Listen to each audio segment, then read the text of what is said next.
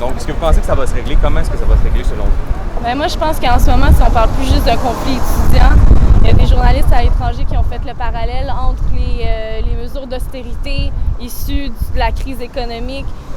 Il y a des gens qui disent que tous les problèmes en ce moment, les coupures qu'on exige dans les services sociaux, c'est dû en partie à cause des politiques économiques du néolibéralisme qui vise toujours la croissance économique perpétuelle sans se questionner sur qu'est-ce qui a une valeur autre qu'une valeur marchande.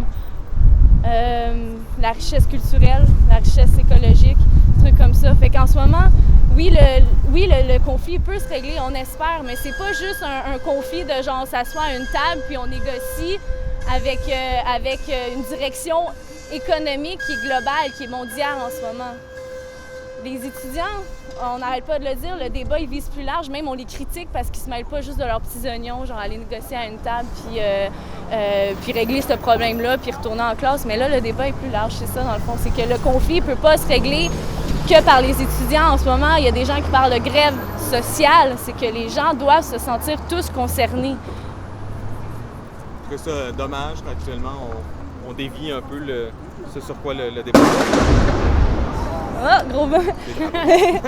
Oui, je trouve ça dommage que le débat il soit détourné. T'sais, on parle de crottin de cheval lancé, on parle de pont bloqué, mais après ça, ces actions, ces perturbations-là, c'est probablement le seul moyen d'avoir une visibilité.